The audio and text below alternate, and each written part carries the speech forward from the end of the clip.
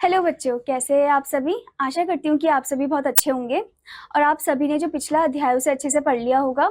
तो चलिए अब हम चलते हैं हमारे दूसरे अध्याय पर, जिसका नाम है सदा सत्य बोलो, यानी कि हमेशा हमें सच बोलना चाहिए।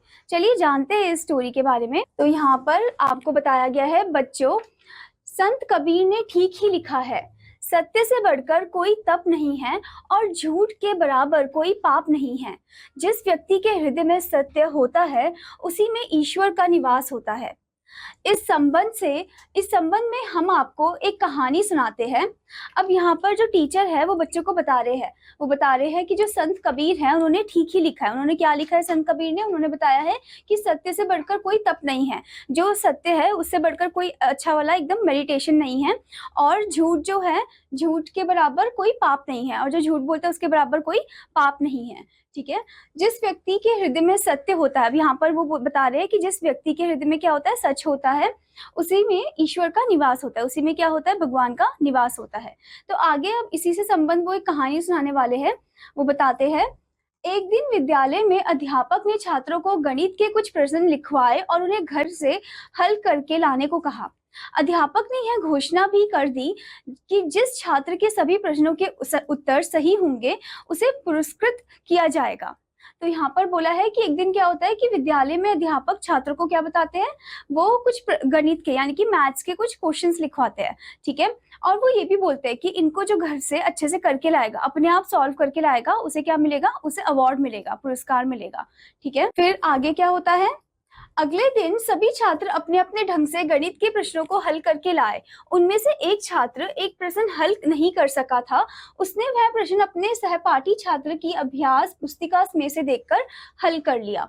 अब क्या होता है कि अगले दिन जो छात्र है, वो सब जो स्टूडेंट्स हैं, वो सब सॉल्व करके लाते हैं उन क्वेश्चंस को। ठीक है।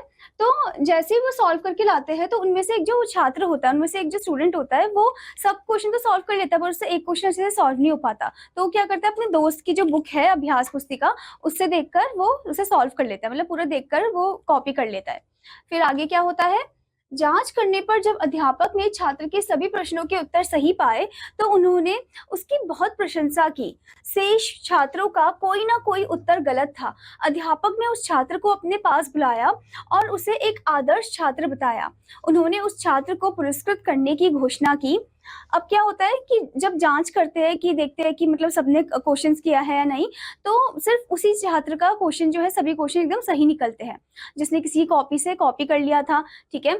पर वो देखते हैं कि जो शेष छात्र है, जो पढ़ने में बहुत अच्छे बच्चे हैं, उनका सभी क्वेश्चन तो सही है पर कुछ एक क्वेश्चन जो है वो गलत निकल रहा था, किसी ने, सभी का मतलब। ठीक है। बस उस बच्चे का जो है सभी क्वेश्चन अच्छे से हो रहे थे, सब सही थे।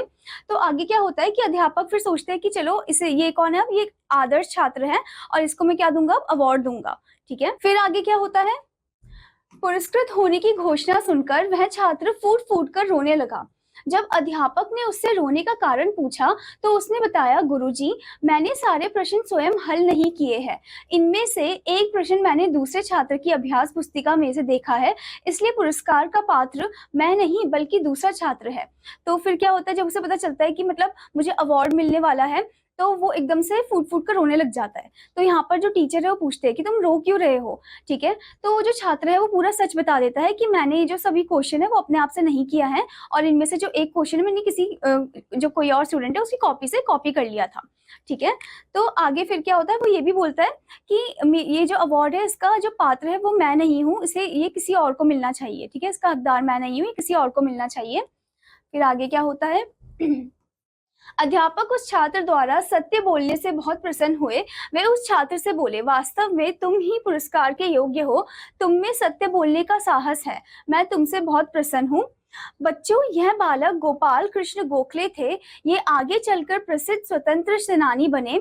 महात्मा गांधी जैसे महान पुरुष ने भी उन्हें अपना राजनीतिक गुरु स्वीकार किया था। अब आगे यहाँ पर बताया गया है कि अध्यापक जो है उस छात्र को बोलते हैं कि तुमने तो सत्य बोला है, ठीक है, तो तुम्हें ही पुरस्कार मिलेगा, क्योंकि उसने सच सच बता दिया था, उसने ऐसे बिल्कुल भी झूठ नहीं बोला, तो उस बालक को ही पुरस्कार मिला था। और फिर वो जो बच्चा है वो कौन था, वो बालक थे गोपाल कृष्ण गोखले, ठीक है, जो कि आगे जाकर कौन बनते हैं, एक प्रसिद्ध स्वतंत्र सेनानी बनते हैं, यानी कि फ्रीडम फाइटर बनते हैं, जो कि महात्मा गांधी जैसे महान पुरुष ने भी उन्हें क्या बोला था, अपना राजनीतिक गुरु स्वीकार किया था, ठीक है। अब इस अध्याय से आपको क्या शिक्षा मिलती है बच्चों, हमें सदा सत्य बोलना चाहिए, सत्य के मार्ग पर चलकर ही मनुष्य ऊंचा उठ सकता है, जीवन में चाहे कितनी भी कठिनाइयां क्यों ना आए, सत्य के मार्ग से नहीं हटना चाहिए। तो यहाँ पर बताया गया है कि हमें एकदम क्या बोलना चाहिए, सच बोलना चाहिए, और जो सच का मार्ग है उसी में चलना चाहिए, ठीक है। और यहाँ पर ये भी बताया गया है कि जीवन में चाहे कितनी भी कठिनाई, कितनी भी प्रॉब्लम्स आए, पर उनको एकदम हिम्मत से सॉल्व करना चाहिए, सच से ही सॉल्व करना चाहिए, ठीक है। आशा करती हूँ बच्चों कि आपको अध्याय अच्छे से समझ में आया होगा, और आपका होमवर्क है कि आपको इस चैप्टर को एक बार फिर से, आपको इस अध्याय को एक बार अच्छे से पढ़ना है। अब मैं आपको मिलूंगी अगले अध्याय में, तब तक के लिए धन्यवाद बच्चों।